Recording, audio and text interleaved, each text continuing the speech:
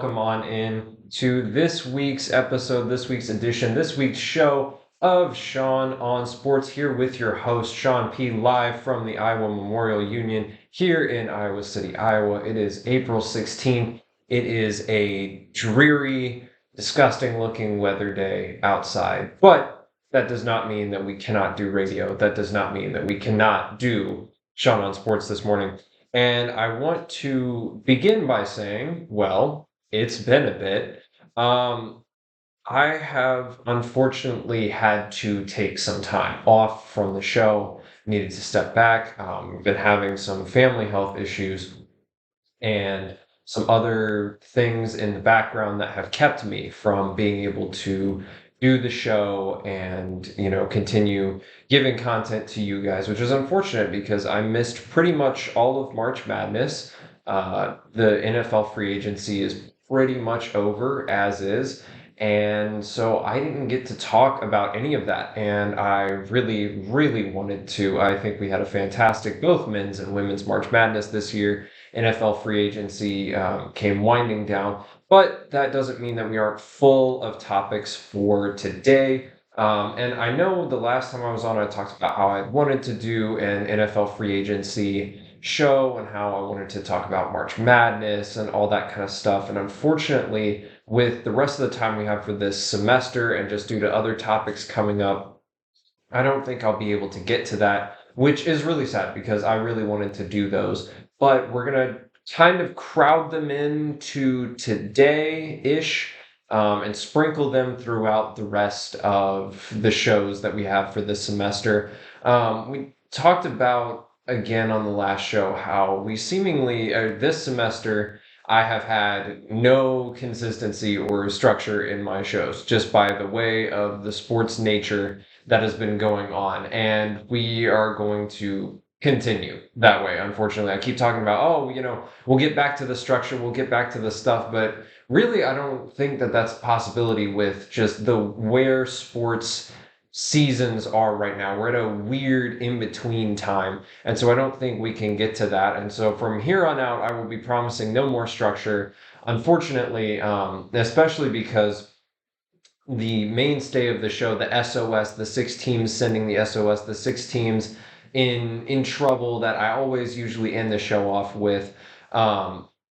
All of those people, as the playoffs have started. And so all of those people are already in the background. They're already getting ready for next season, getting ready to see what moves they have to make, getting ready to see who they're going to draft, whatever they're doing. The only one that we can really conceivably do right now is baseball. And baseball only has a small sample size. Excuse me. Baseball only has a small sample size. We're 16 games into the regular season. And the MLS, same thing. It's very small sample size. We're only 5 or 6 games into the regular season. The UFL, again, also small sample size for the UFL. Although I will say, as far as teams in distress, other than the San Antonio Brahmas, the Texas teams are in real trouble right now. They have not been living up to the hyper expectation. Don't worry, I will continue to try and get some UFL content in as well, especially probably in upcoming shows, because I do want to talk about the UFL. We've been previewing this since at least February, maybe even January. I might have previewed it then, but I have been what UFL content I've caught so far has been very positive. I've been very excited to watch it. My St. Louis Battlehawks are 2-1. They should be 3-0, but it's not our fault that the Michigan's kicker is like the greatest leg of all time out of nowhere. So that's the roundup. That's the housekeeping issues. That's kind of where we are right now. And like I said, I'm really sorry, but sometimes you have to take a step back. You got to deal with things out of your control, and we should hopefully get back to a little bit more consistency to at least finish out the rest of the semester, because I love doing this and I want to continue doing this, and I want to continue talking about sports because we've got things to talk about. And today's episode is going to be all over the place. We're going to talk about a lot of different sports. We're going to talk about a lot of the different leagues. Heck, I couldn't even, like, the thing about the UFL, when I was getting my notes down last night to figure out what to talk about this morning, I didn't even think about the UFL. And then as I was talking, I thought about the UFL and I was like, oh shoot, I gotta get the UFL in because I gotta talk about that. So there's so much to cover. I'm excited, and it may not be 6 teams in distress, but we're on the cusp of playoffs for a couple leagues. We're watching 2 new seasons come to the front,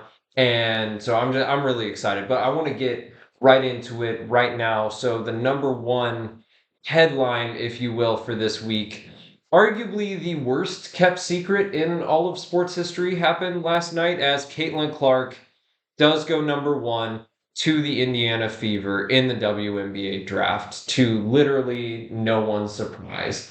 We all saw this coming. There's no analysis needed. There's no nothing else needed. Caitlin Clark is the generational prospect we all know. We all knew she was going to be. There was no second place person who could maybe make, like, no. This is zero surprise. Nothing. The Indiana Fever have already sold out. I'm pretty sure it's like 95% of their tickets. Other WNBA teams are having to move their arenas to fit capacity because they know that Caitlin Clark is the hottest ticket in town so far. And the Fever are getting 30, I believe it's 36 of their 40 games will be nationally televised through whatever networks affiliate with the WNBA, which is amazing. And the WNBA needs to play their cards right here and just market the heck out of Caitlin Clark and the Indiana Fever, because for years they've been wanting the revenue, they've been wanting the attention, they've been wanting all of that. And Caitlin Clark is the person to do it. And you don't need me to tell you this. We've all seen Caitlin Clark. All the talking heads say the same thing. Like, this is Caitlin's moment. And she's going to a team where I think that she can definitely succeed. And that Aaliyah Boston, Caitlin Clark combination is going to be lethal. It is going to be lethal. I think that if the cards are played right, if the system is drawn up right, and both can avoid injury, we will be looking at a Shaq Kobe level duo for the WNBA for years to come, if the cards are played right. Because Aaliyah Boston was 4-time SEC Defensive Player of the Year. She's, I think, 6'3" or 6'4", number one overall pick herself, national champion at South Carolina. She, while more defensive minded, still has plenty of the offensive physicality needed to work down there. And Caitlin can dish to anyone. We all know this. Caitlin can dish to anyone, whether it be Sonano on the down low or whether it be Stolke.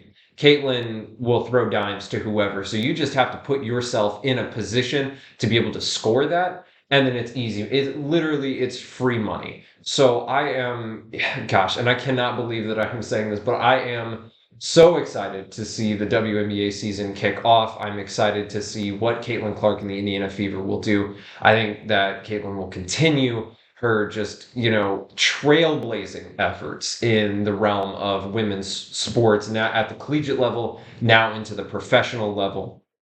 And I'm so excited, and I really cannot believe I'm saying that. And not to take away from the rest of the draft last night either, because, if you would have told me a year ago, 2 years ago, that I was going to be sitting down, actively, consciously, like, deeply invested in watching the WNBA draft, I would have laughed at you. I probably would have done more than laughed at you. I mean, what Caitlin Clark has done and what these other women have done, not just Caitlin Clark, but what these other women have done at the collegiate level to raise their game and to start to bring awareness to the WNBA. Like, before all of this stuff started about, Caitlin Clark when she officially declared for the WNBA, I could name maybe 3 WNBA teams, like maybe 3 teams. And then last night I was going through and I was like, oh shoot, the Chicago Sky, they just picked Angel Reese and Camila Cardoso, and all these like the LA Sparks got Rakia Jackson and Cameron Brink, and I was really invested in what these were, and they were talking about all these teams' needs and what they were looking for. And it's great for the WNBA to have talk like this.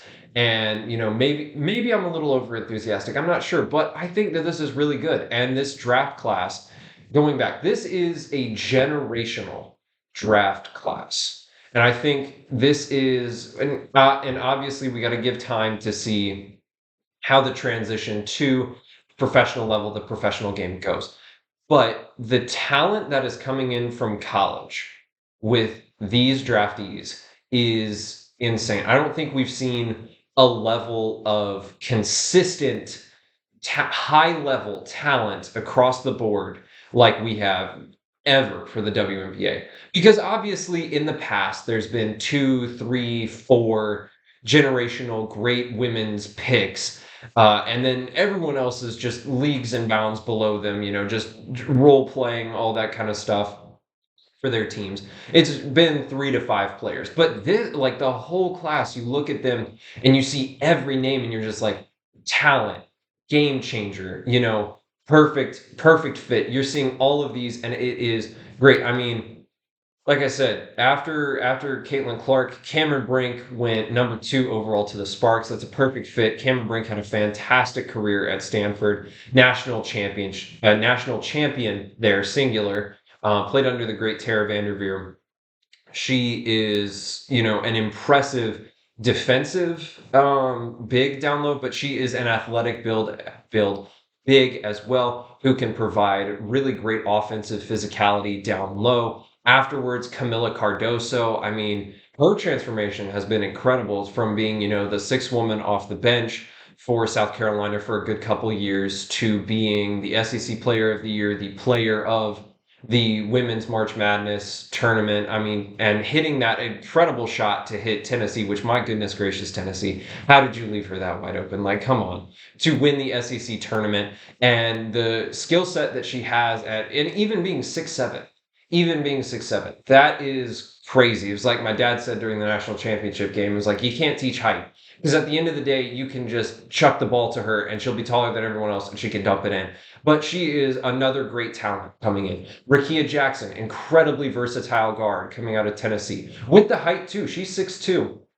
But she has the speed and the flow also going to the Sparks. And then J.C. Sheldon, the great shooting guard coming out of Ohio State. The top 5 were good. The top 10 were good. The top 20 were good. I want to give a shout out to Kate Martin, who didn't expect to be drafted last night, didn't expect to hear her name get called, but got called by the Las Vegas Aces, the world champions. That is incredible for her, incredible for the University of Iowa. I think that this is a really great opportunity for her. And then I think that one of the biggest ones, or the biggest story, other than Clark, of course, going number 1, and I mentioned this earlier, is the Cardoso and Reese connection in Chicago. If the system is drawn right and the cards are played right, you are having a lethal, and I do mean lethal, down low duo between the two of them. It could be game changing, especially because in this day and age, at a lot of levels, the traditional 2 big man or one or center and then point forward kind of combination has really been phased out. It's a lot of, 4 perimeters, 1 down low. And so 2 bigs really are not as common, but I think what Angel Reese and Camila Cardoso could bring to the table together, I mean, wow. I am excited to watch that combination as much as, I did not like Angel Reese on LSU and I did not like Camila Cardoso on South Carolina by nature of them beating Iowa in national championship games. Like, this is an amazing combination, arguably as good as the Caitlin Clark Aaliyah Boston combination. So just from the WNBA draft, season starts in a month. I am so excited. I can't believe I'm saying that. I hope that people will tune in.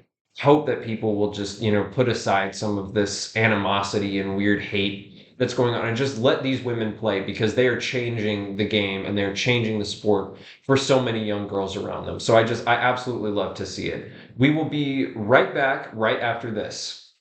And we're back from that message. And so now, keeping on the college basketball train slash basketball train-ish, you got to talk about March Madness just real quick. For the women's, we all know what happened for the women's is, gosh, sucks to see Caitlin Clark lose 2 in a row. I mean, it really, really sucked, especially after that great first quarter we had. I thought for sure we were going to run away with that. But, unfortunately, those things aren't meant to be, and you can't teach height, man. I mean, it was killer down there. But I want to shift over to the men's. UConn men have repeated as national champions over Purdue. First repeat champion since Florida back in '06 and '07, which honestly, I'd forgotten that Florida had back to back national titles. Florida used to being a basketball powerhouse. I honestly forgot about that because in my mind, I go back to Duke in the early '90s as the last repeat champs. But congratulations for UConn. UConn, I think, in a lot of people's minds, was the national champion again, especially in kind of a wide open men's field this year. But they really just, they had the consistency. They went all the way through. They got the national title. Especially after the first two rounds, I don't think there was a lot of doubt as to who could challenge UConn. So that was good for them. I think that that's good for the program. It just sucks now because we have the evil empire in both women's basketball and now the evil empire in men's basketball. So thanks, guys. And this is what their fifth, sixth national title. And so now we got to call them the Blue Bloods too. So, man, that really stinks. But I want to talk about something else on the other end. On this show, I made a comment couple weeks back. It might have been in the last show, it might have been in the one before that. But I made a comment a couple weeks back that I have been served my justice for. Because I made a comment that said that Purdue, as the number one seed, is arguably the weakest number one overall seed we have seen in the last 3 to 4 years, as they have consistently done it. I've said that I don't trust them. I thought they were a fraudulent team. They were exposed last year by FDU in the first round. They had been bounced out of this year's Big Ten tournament.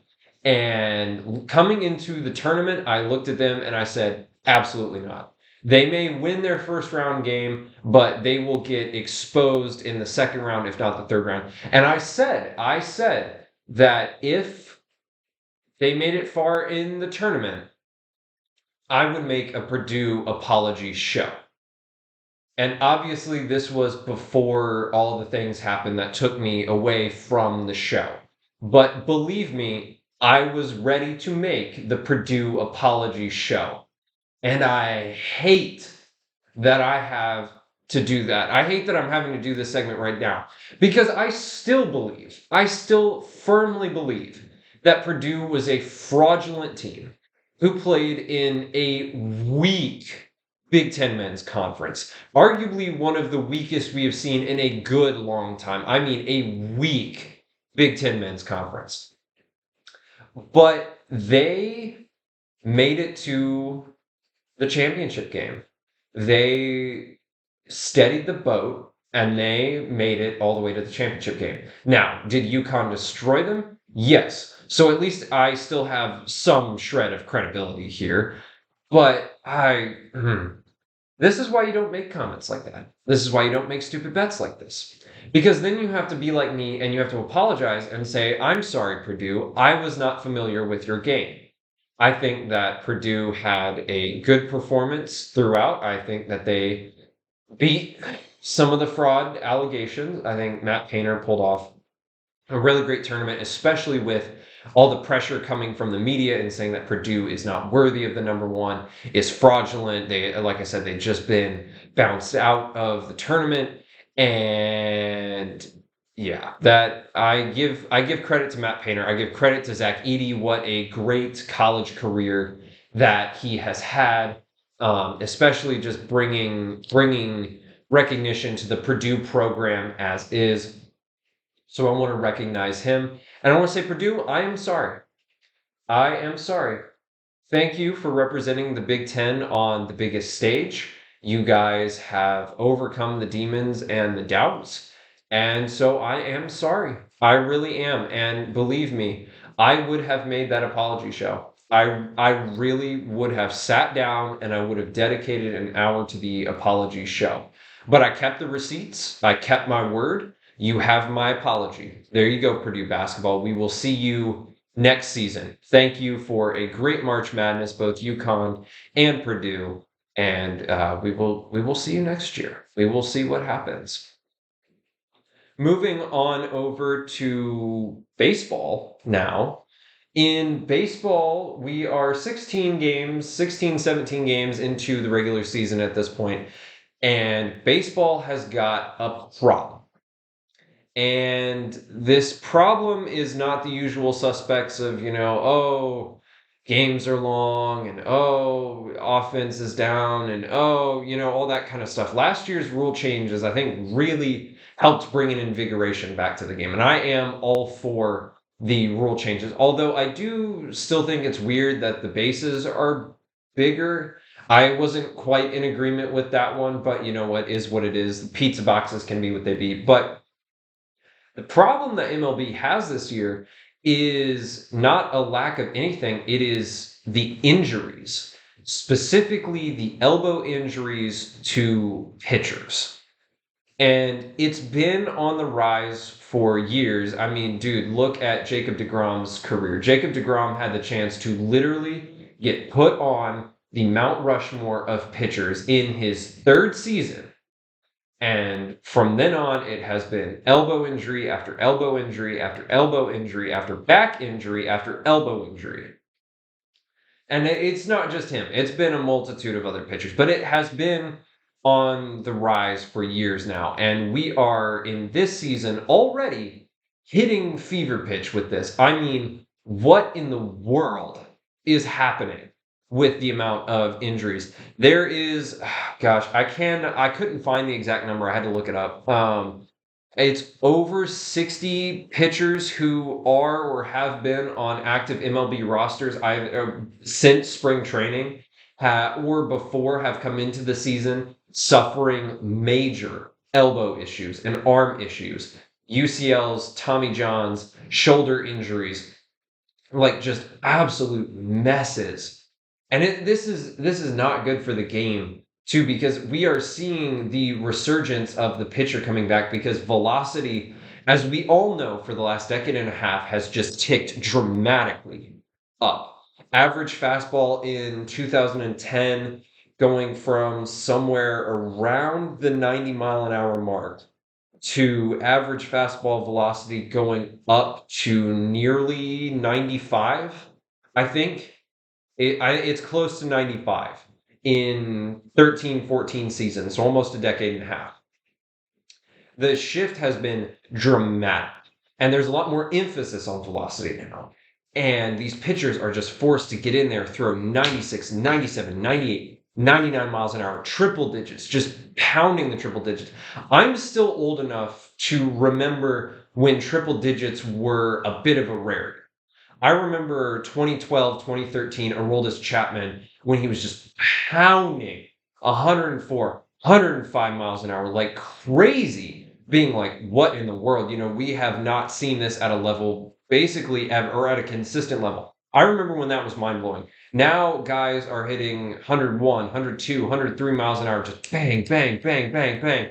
And it's starters who are doing this, not even fireballing relievers like Jordan Hicks, I believe, has now the record for the fastest pitch in recorded. It was like 105.8 or something like that. It was about 5 seasons ago. But still, he's been throwing at that level. Has he been throwing well? Absolutely not. But he's been doing it. And these starting pitchers are just forced to put more on velocity as we're moving towards a 3 true outcome game. And for baseball, for non-baseball aficionados, of course, the 3 true outcomes is the only things that a pitcher can do to get a batter out or not get a batter out, because any other outcome that happens is on the defense. And so you can't say it's the pitcher, but the 3 true outcomes are the walk, the strikeout, and the home run. Those are the 3 things. And those are the only ones that the pitcher has control of when facing a batter. And as we're moving towards a 3 true outcome kind of game, contact pitchers, ground ball pitchers, finesse pitchers, those are being a thing of the past. Now it's strikeouts, strikeout, strikeout, strikeout, strikeout. And you got to pump the velocity as we are seeing probably the greatest generation of athletes, period. You have to keep up with that with highly trained hitters. And arms aren't ready for it. Our training regimens aren't ready for it. They haven't adapted to it.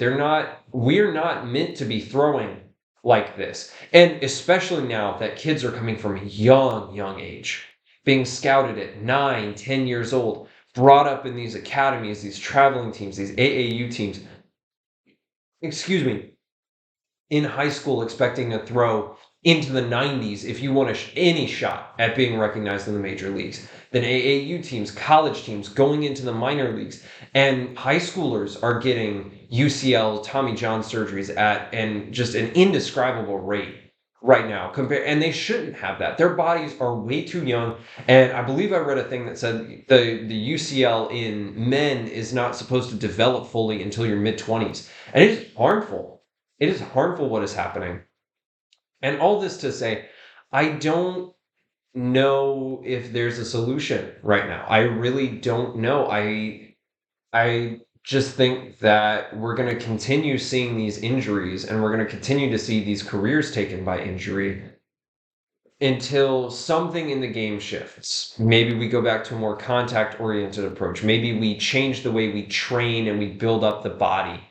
But it's not good. And this is bad for baseball. It's really bad for baseball. And I don't like it. I don't like to see it because Tommy John surgeries, again, I'm still old enough. I remember when a pitcher went down with Tommy John surgery, it was like, oh my gosh, that's horrible. Like is one or two major pitchers got it. And you were like, well, at least the other ones will be fine. They'll be back. But now a Tommy John is like a constant every year kind of threat that could come for any pitcher, not just certain kind of pitchers. It could come for anyone. And I'm not happy about that. I'm not excited about that. I don't have any solutions for that. And it really saddens me to see. So everyone who has a UCL injury, a Tommy John thing right now, I hope that you get better. And I hope that as humans, but also with trainers, coaches, doctors, scientists, we figure out a way to stop this because we are depriving talent from our game. And I think it's going to hurt us in the long run. And speaking of more baseball, more bad baseball, and we will here in about a minute and a half here. We'll cut to break, but we'll get back to the baseball. The Oakland A's are moving to Sacramento. They are going to Sacramento for the next one season, 2 seasons, 25-26 season, I believe, until they are ready to open up in Las Vegas in a couple of years' time, which means that this season is the last season of A's baseball in Oakland, A's baseball in the Coliseum, the Black Hole, seeing, Mount Davis up there. And I feel really bad for A's fans that their team is about to get stolen from them because the Raiders were taken from them, the Warriors moved out, and now their baseball team is about to be gone. And to be fair, it's not like the A's play-wise have been holding up their end of the bargain the past couple of years. This season they've done well. They are 7-10, I think, and third in the division. So it's not all bad, but it is really sad to see. And I think that a part of baseball history is unfortunately going to pass with them. Because the Oakland Coliseum, man, as disgusting and awful as it is baseball history. It is an iconic ballpark, definitely on the worst side. And we will get right back to it after this short message. We're back. We're talking about the Oakland A's right there, and the Oakland Coliseum. We're going to say goodbye to it, which is really sad because A's fans have a right to be upset. They really do. Last year, they were upset. They were pulling reverse boycotts. They were going into the stadium. They were doing protests. They were trying to get to the Oakland City Council to let them keep their team. But at the end of the day, the greed won out. And they will be moving to Las Vegas. They're going to be in Sacramento, like I said, for a couple of seasons. And then they will make the move fully over to LA. Or Las Vegas, excuse me. It's just, man. It's really, really sad to see. And, from a business perspective, I understand it because Las Vegas is a burgeoning sports market. No longer is it just a racing and UFC hub. I mean, there is the basketball is starting to come there, and the Vegas Raiders are starting to come there. The Super Bowl was just there. The NBA in-season tournament final was there. It's becoming a big market, and so from a business perspective, I see it. But just it's so frustrating. It really is frustrating, and I think that I will probably never be able to recognize them as the Vegas A's. I think in my heart, they will always be the Oakland A's, just like how the LA Chargers are always the San Diego Chargers in my heart. Continuing with baseball, oh man, y'all see Angel Hernandez lately? My goodness, this man has got to be doing it for the memes at this point. Like he has to be. There's no way that he is serious with how egregious his calls are getting because we all knew that Angel Hernandez was bad.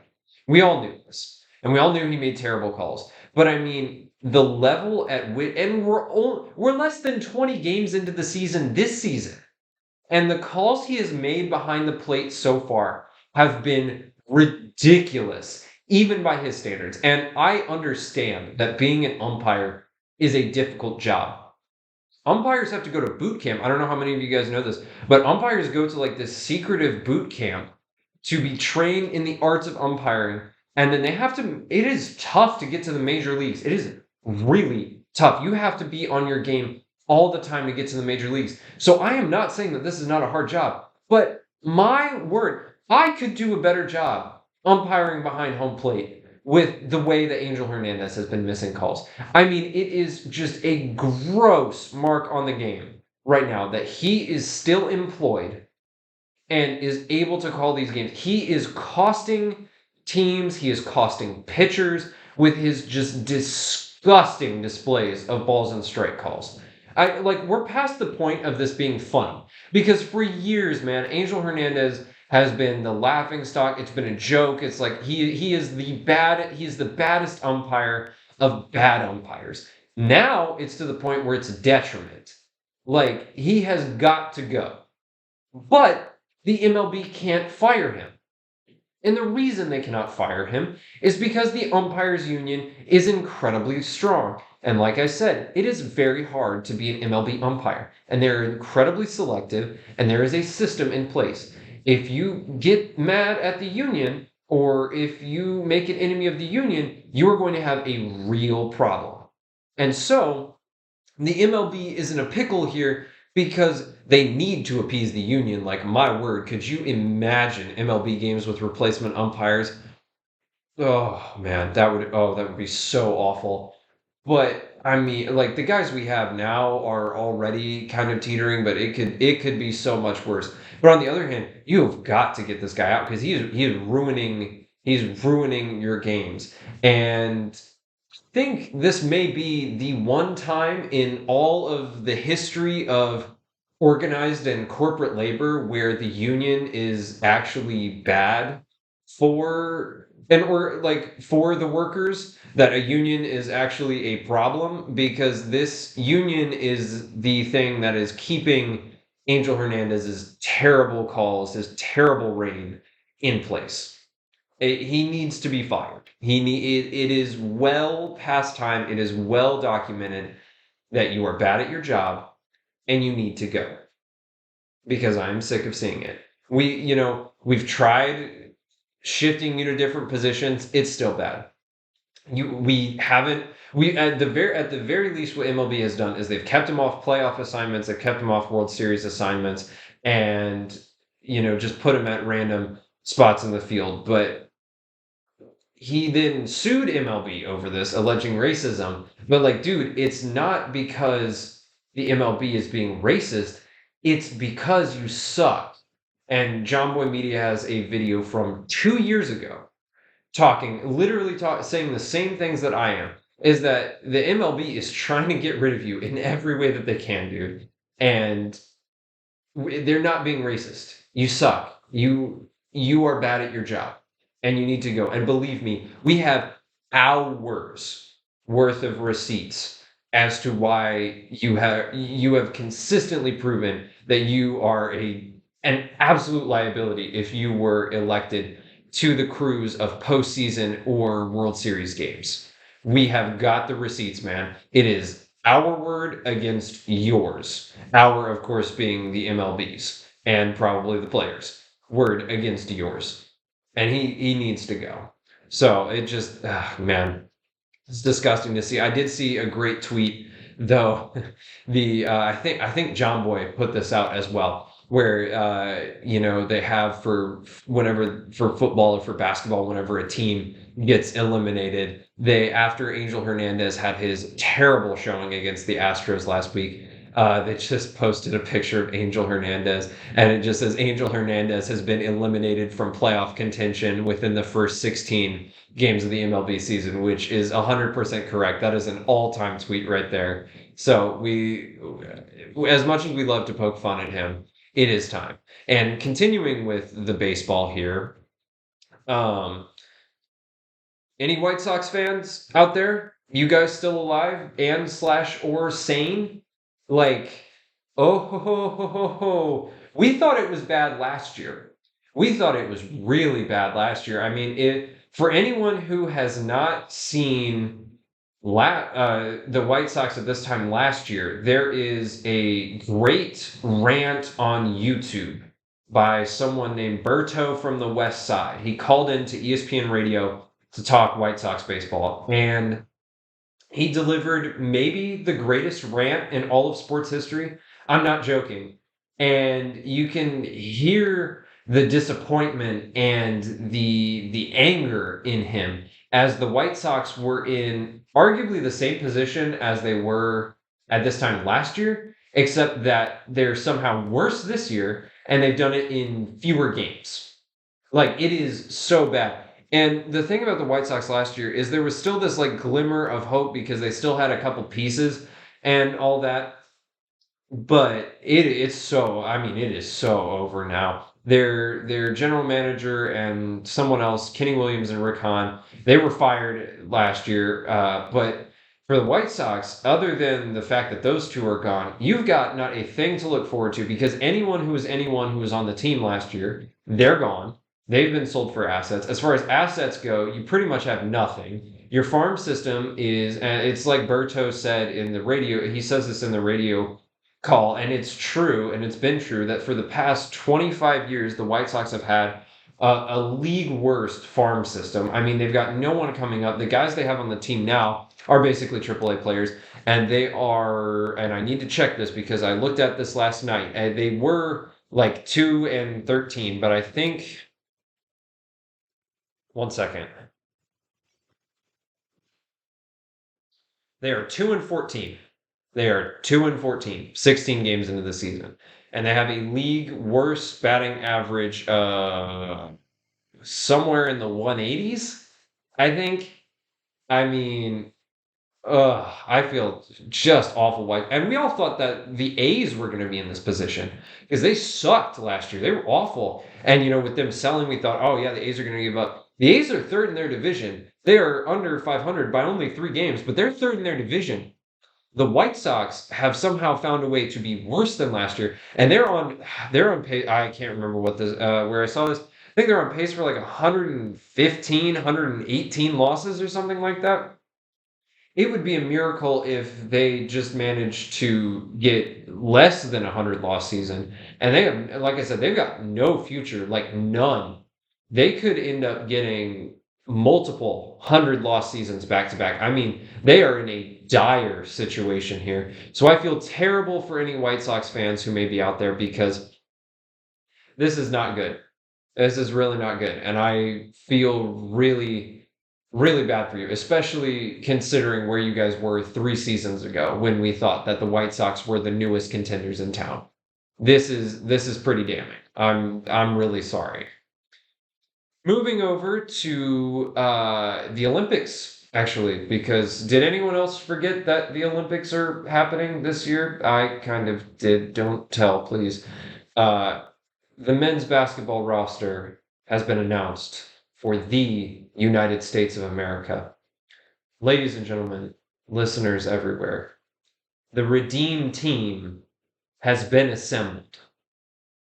The Avengers are here, and we are coming to finally, once and for all, cement the crown of American basketball supremacy on the world stage.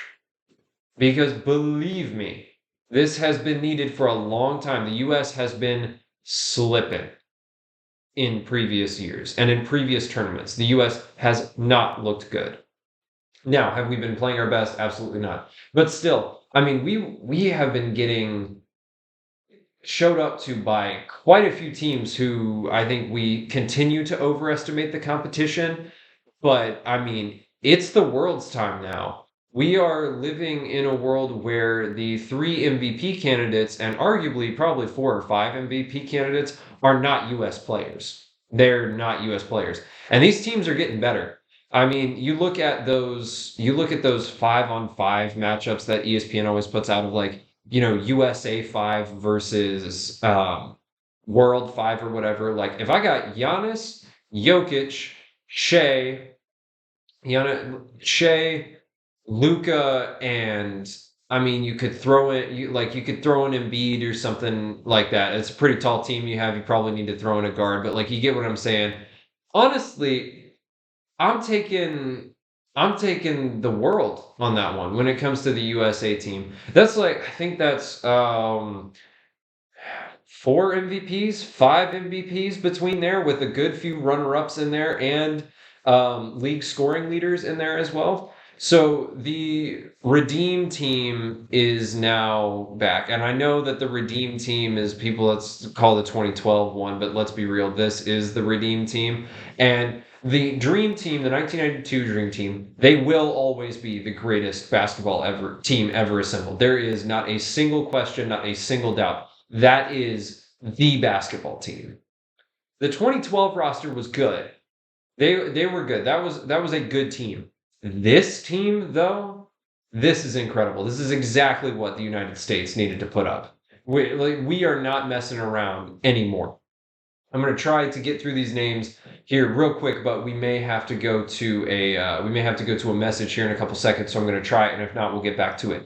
So the official roster is this: Curry, James, KD, Jason Tatum, Joel Embiid. He decided to play for Team USA. Devin Booker, Tyrese Halliburton, Ant, Drew Holiday, Bam Adebayo, Anthony Davis. What a lineup. What an incredible lineup we've got there. Now, disregarding the fact that the average age of this squad is probably close to 31 or 2 years old. Might even be more than that, honestly. It's close. It's close. It doesn't matter. This is probably the second greatest. Oh, and we do have to go to a message right now. We will be right back. So sorry. All right, we're back. So sorry. Gosh, that is one thing I really got to work on in the future, is just coming up on these transitions a lot better. So sorry. It's whiplash. Anyway, this squad, this team is incredible. I cannot wait to see what will happen here. I mean, if anything less than total death and destruction upon our opponents in the Olympic Games is going to be a failure.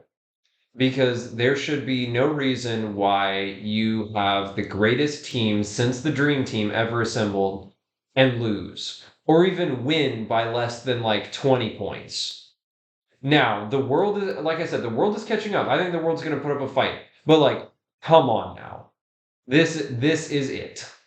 This is the shot. So I will be watching this team come the summer because yeah, these guys, this is what's up.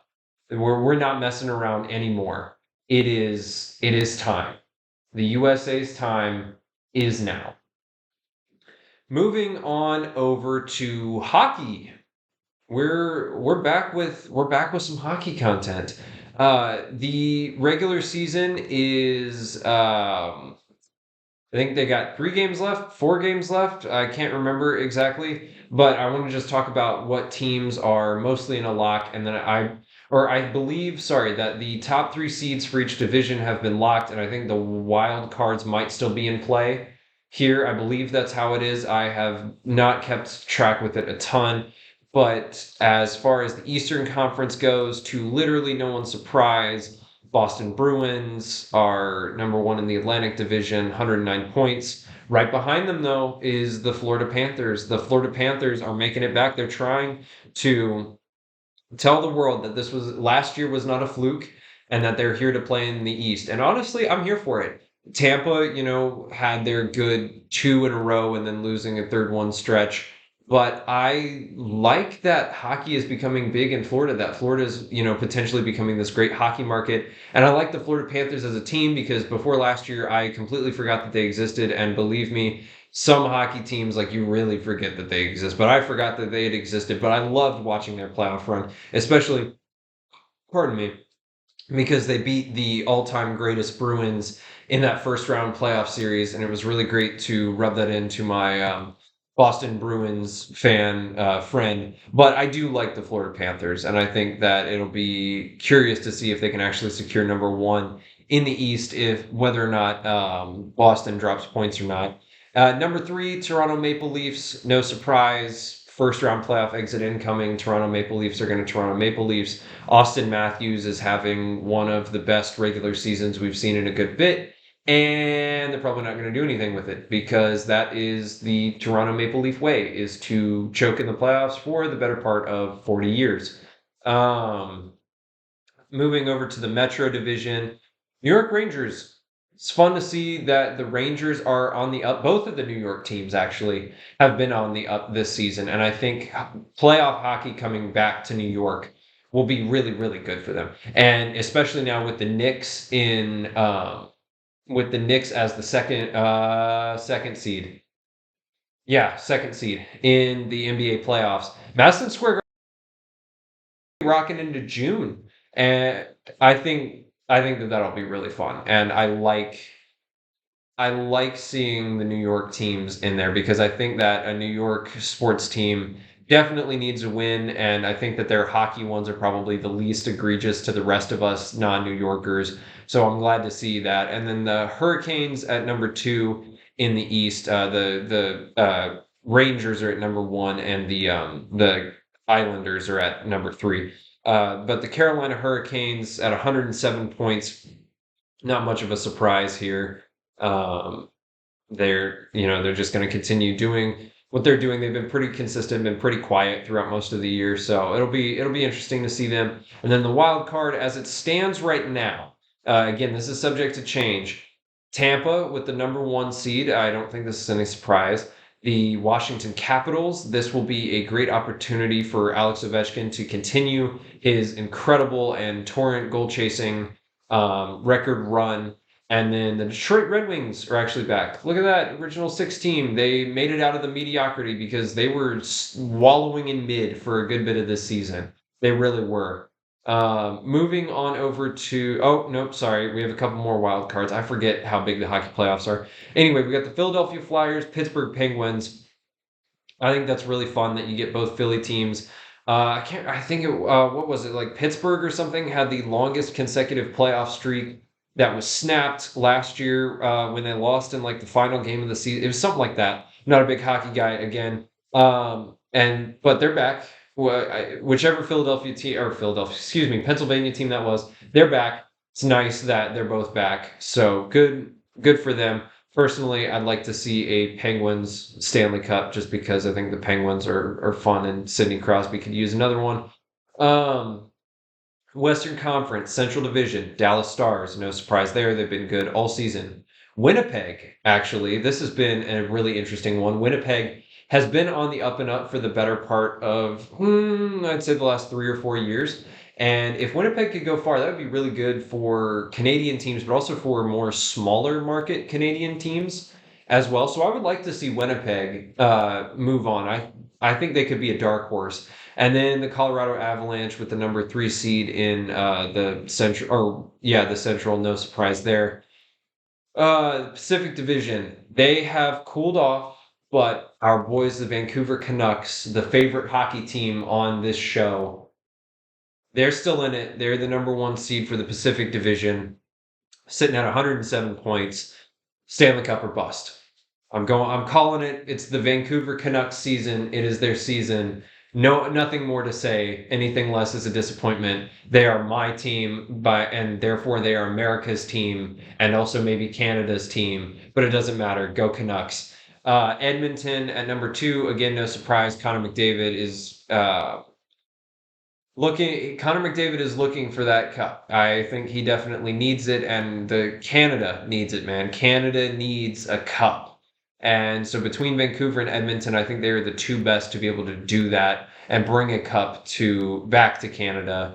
And then we got the LA Kings, third seed. Good for the Kings. You want to talk, man, jeez. You want to talk about forgotten hockey teams. Like, yeah, Gretzky played for the Kings, and yeah, I think they have won 2 Stanley Cups that were a bit ago. But like, sheesh, Kings have not been a thing in a long time. I forget that they exist, honestly. So good for hockey in LA. Wild card as it stands right now, Nashville, Vegas Golden Knights, returning champions. I think that for the Knights, it's really just more of kind of like in the NBA, how you know you're a good team and you know you're a playoff team. So you just kind of coast and then you get to the playoffs and then you go crazy. I think it's like that for Vegas. I think that they're still, despite the record and their points total, excuse me, I think that they are a very lethal force in the West. And so I'll be watching for Vegas again. And yeah, I completely forgot to mention that earlier with Vegas as a sports market. Vegas Golden Knights, dude, just won the Stanley Cup last year. And in their existence, they have gone incredibly deep and have been a successful hockey team. So yeah, add that to the list of successful Vegas things and why Vegas is a growing sports place. Sorry, Golden Knights, really sorry. And yeah, that is the current playoff picture as of now. I'm just on the CBS playoff tracker. Uh, it will update again soon, but the playoff by the time we get to the next show, the NHL playoff should be set. And speaking of playoffs that are set on, oh my goodness, we have almost run out of time, and I wanted to talk about this a lot, but I think next week after the play-in, we'll talk about this. But the NBA playoffs set, and what a wild final day for playoff contention and seedings. The West, dude. The Nuggets, excuse me, the Nuggets, Timberwolves, Thunder, tied record, all going in, 1 game left to prove who gets the number 1 seed. Honestly, all 3 of them are worthy of the 1 seed. Came out with, and after tiebreakers and other stuff, but OKC with the number 1 seed, Nuggets with the 2 seed, Timberwolves with the 3 seed. And I don't have a lot of time here. Like I said, we'll talk more about this next week. But wow, Oklahoma City Thunder have been just electric to watch. The rebuild has gone way better than expected. The play and the players is on another level, and their consistency within one of the most loaded Western conferences ever has been amazing. Shea is an incredible player. I remember him at Kentucky 7 or 8 years ago, and people were hyping him up, but he hadn't done a lot. And in the last 3 years, what Shea has done to go from relative obscurity to being an MVP favorite, a probably will be a 2-time now first NBA player, one of the leading scorers in the NBA, and the captain of this young, hungry, exciting, awesome looking Thunder team. That has been so fun. This is bringing back the Harden, Westbrook, KD days of Thunder. And Oklahoma City is an incredible basketball atmosphere. Absolutely incredible basketball atmosphere. And so for the playoffs to come back with this young core, with the number 1 seed, these guys are dangerous. They are dangerous. And I could see them having a shot at the title. I mean, I really see that. Now, the Nuggets are a whole different story, because the Denver Nuggets, man, they're looking for the repeat. The Denver Nuggets are a complete team. They're a good team. Jokic is about to put up his 3rd MVP in 4 years now. Yeah, 3rd MVP in 4 years. And again, we've said this on the show before, but Jokic should have won the MVP last year. I don't understand why Embiid got the MVP last year because it should have been Jokic, and Jokic should have won his, or this should be his fourth in a row. Just saying. Anyway, my one threat to them in the West is the Nuggets. I think everyone else, and as good as the Timberwolves are, like this Oklahoma City Thunder team almost feels like destiny to me. They really do. Man, I am gonna be following these Thunder games. They have my pick for finals champ, at least as a young dark horse team. And then moving to the East with just a couple minutes we have left. Like I said, we will get to this next week. Moving on over to the East, Celtics, sizable gap. Everybody else. Jeez, what an awful Eastern Conference. Not the worst. There's some good teams in there, but I mean, like, come on, guys. Especially compared to the West, like, the Hawks are a good amount of games under 500, and there's still a shot that they could get a first round, playoff appearance. It's like, what are we doing, people? It's good to see the Knicks get the second seed. I think the rebuild is finally coming to fruition, and I hope that they can go far. I really want to see the New York Knicks succeed. I really, really do. I really do. I've felt bad for them in years past, and like the lol Knicks kind of to go with the lol Mets thing. I think that it should be over, and provided nothing crazy happens or another colossal collapse, that this one, the Knicks should go far. But I think until innocent until proven guilty, or the other way around, whatever you want to call it, I think it's the Celtics East, and then everyone else can just come in later. That's really all I have to say for that. But, whew, I gotta take a breather here. That was a show. We covered a lot of sports in a very little amount of time. And it's good to be back. It's really great to be back. I'm excited to be back. I'm excited to hopefully be back next week when we'll talk NBA playoffs. But it was good to get the full overview. Like I said, I'm sorry that I've been gone. I'm sorry that I didn't get to some of the topics I wanted to get to, but we have had a lot to cover. So it has been really fun doing this. I want to thank everyone for listening this morning. I hope that everyone has a safe and wonderful Tuesday here in Iowa City. Please stay dry. Please stay warm. It is going to be quite the doozy weather-wise today. But we will be back next week. We will be back. And if you have not catched the show, if you're just catching the show now, or if you're new and you want to see more of my content, I do have a YouTube channel where I post clips, highlights, and broadcasts of the show. Usually come out the day after the show, and so you will see that on our YouTube channel, Sean on youtube.com/@ Sean on Sports, and it'll take you right there. So I want to thank you all for listening. And Grandpa, I love you, man. This one goes out to you. Have a great day, everyone.